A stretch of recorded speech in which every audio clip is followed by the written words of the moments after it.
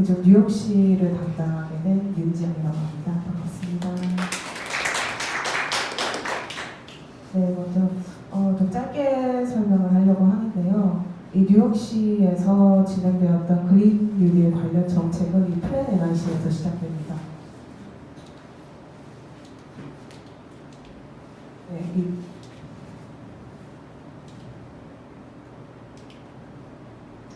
플랜 NRC에서 시작되는데요. 이 플랜 NRC는 마이클 블룸버그라는 전 뉴욕시장이 2007년부터 2013년까지 진행했던 전략인데요.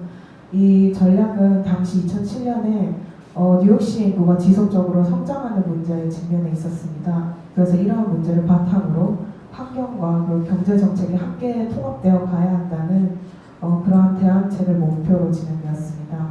그래서 지속 가능성을 바탕으로 온실가스 감축 의무나 해수면의 상승이나 기상이변과 같은 이러한 문제에 대한 대응책을 포함하고 있고요.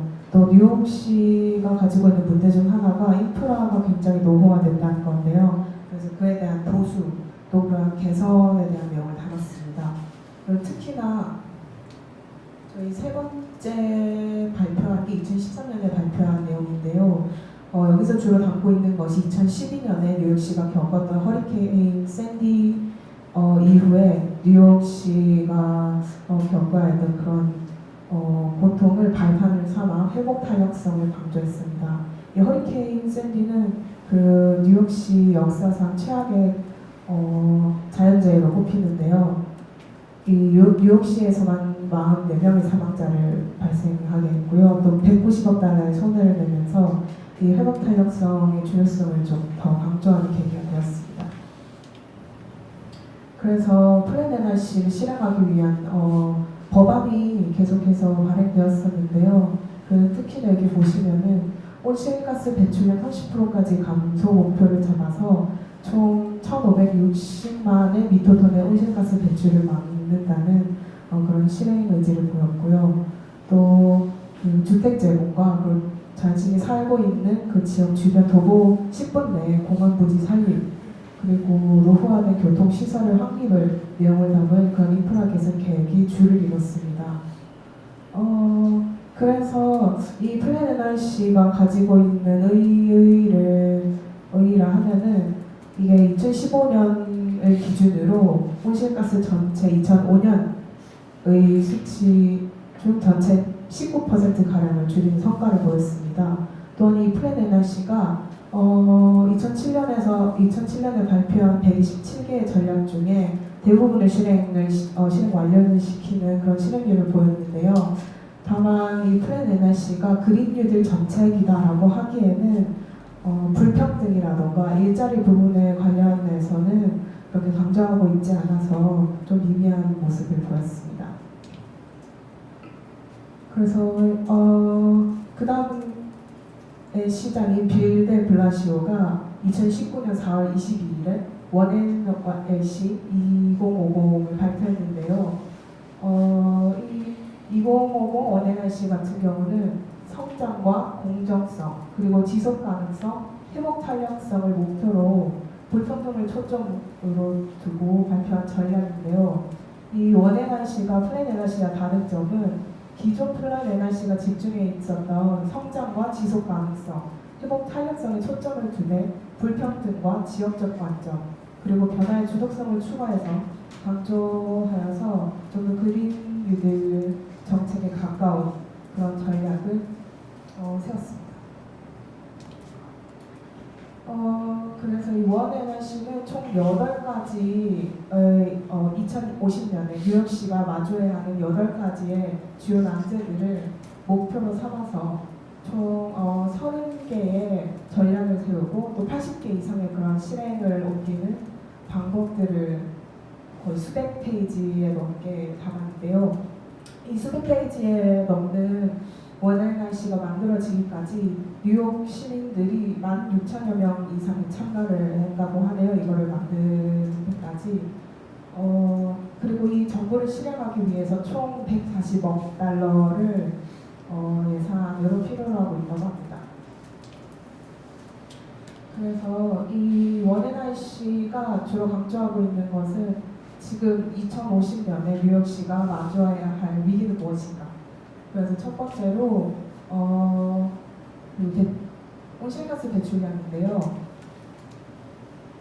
여기 왼쪽의 표를 보시면은 2005년부터 2017년까지 뉴욕시의 온실가스 배출량은 전체적으로 감소하고 있다는 걸 알 수 있어요. 하지만 그에 반해서 전 지구적으로는 계속 증가하고 있습니다. 그래서 이 표를 보고 뉴욕시는 열심히 감소를 하는 행태를 보이고 있지만 그럼에도 불구하고 전 지구적으로 또 연방정부에서 협력을 해주지 않으면은 그에 대한 기후 위기가 어쨌든 닥칠 수밖에 없다는 것을 강조했습니다. 그래서 이러한 기후 변화가 궁극적으로는 경제, 인프라, 그리고 건강, 직접적인 우리의 삶의 방식까지 영향을 주게 되는데요.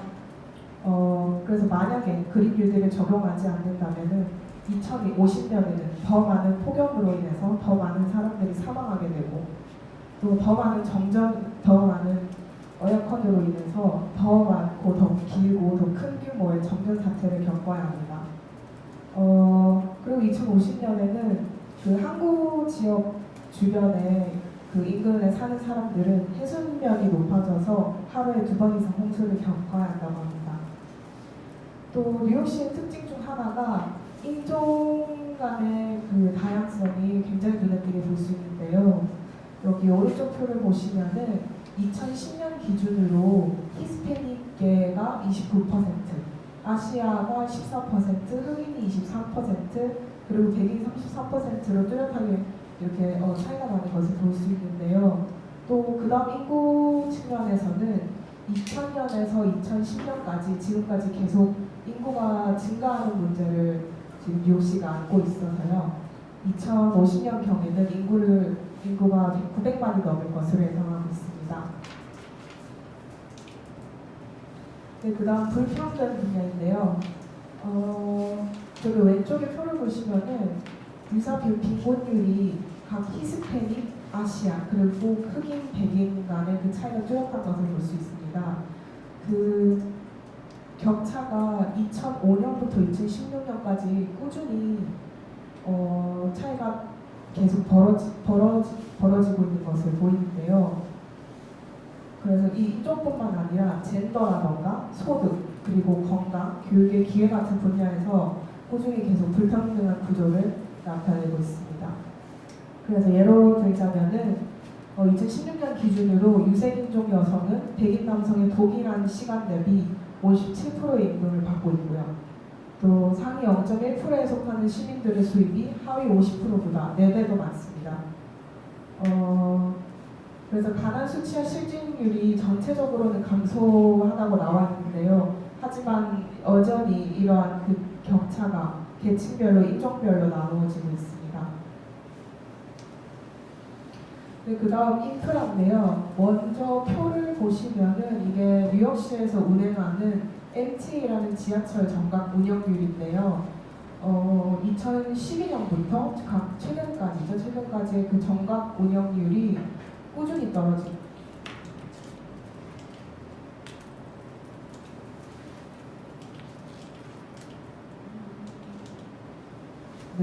꾸준히 떨어지고 있는 게 보이는데요. 그에 따라서 그 지하철에 대한 신뢰도가 낮아지다 보니까 그 탑승하는 승객수도 2015년 조금 이후로 기점으로 점차 낮아지고 있습니다. 뿐만 아니라 지하철 대신에 사람들이 버스를 타기에는 또 교통 체증이 심해서 회전율이 굉장히 낮고요. 기본적으로 이 인프라스트럭처라고 하는 사회 공공기관 시설이 뉴욕시는 100년 이상 수명을 가지고 있다고 합니다. 또 지난 10년간의 수리도 제대로 되지 않았고요. 또 하수도 공간이나 급수 공간은 각각 수명이 85년과 70년으로 굉장히 오래되었고요. 전력망 같은 경우는 1920년대 새로 세워지고 난 이후로 교체되지 않았다고 발표했습니다. 그래서 이러한 문제점을 해결하기 위해 총 8가지 주제로 목표와 지표를 세웠는데요. 보시면 먼저 첫 번째로 민주주의에서의 목표로 모든 시민들이 민주주의를 참여할 수 있도록 또 독려하고 또 그에 대한 인권을 증진시킬 수 있도록 뉴욕 시민과 정부 간의 신뢰 조장의 목표를 세웠습니다. 그래서 상세적인 지표로서 투표자 등록수의 증가라던가 지방선거의 투표율 증가라던가 또 미국으로 귀화한 뉴욕시에서 거주하는 이민자 수율의 증가, 또 미국 태생의 가정과 이주민 간의 부의 격차의 감소 등 적극적으로 해결하는 지표를 나눴습니다. 또 두 번째로는 경제 부문인데요. 이 경제 부문은 보통 두 가지로 설명이 가능한데요. 먼저 질이 좋은 보수가 높은 일자리를 만들어내겠다. 또 그에 대한 일자리 분배를 공정하게 하겠다라는 의지를 보였습니다. 그래서 그에 대한 상세한 지표로서 인종별 소득 격차 감소라던가 또 전체 고용률 증가, 빈곤과 유사빈곤으로부터 뉴욕 시민 구제를 2025년까지 80만 명으로 증가하겠다. 또 소수와 여성 소유 기업 총수의 증가를 지표를 달았습니다.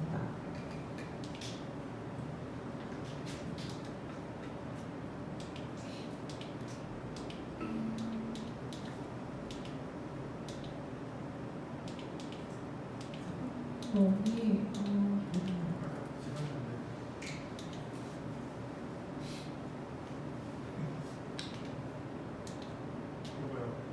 이게 두 개씩 넘어가네요.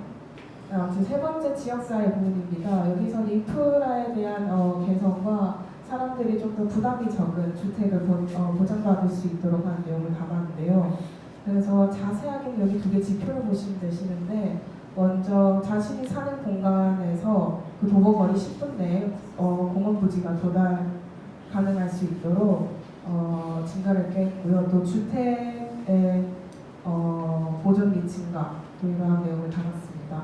그리고 네 번째, 건강한 삶에서는 양질의 그리고 적당한 그리고 접근성이 좋은 의료 서비스를 보장하는 그런 목표를 담았는데요. 여기 보시면은 꽤나 상세하게 나와 있습니다. 건강보험 소유라던가 성고혈압 수라던가 또 오피오이드라고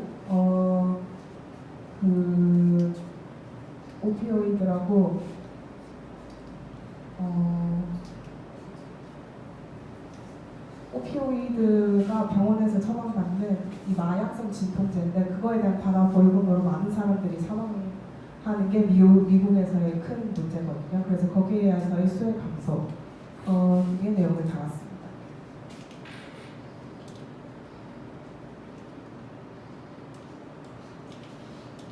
빨리 줄여주시죠. 네. 다 하시면 되지 말고. 그러면은 이게 두 개씩 넘겨가지고 네, 다섯 번째 교육, 그리고 여섯 번째 기후 환경.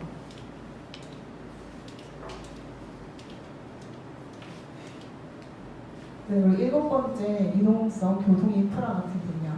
또 현대적인 인프라로 공공 와이파이라던가 신차 판매량 중에 전기 자동차 이렇게 점유율을 깨한다던가 하는 자세한 지표를 제시했습니다.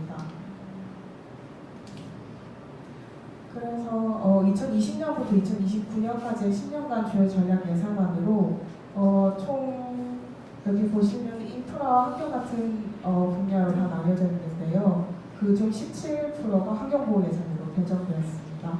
그리고 이 부분은 좀 더 상세하게 그걸 어떻게 분배했는가에 대한 내용을 담았습니다.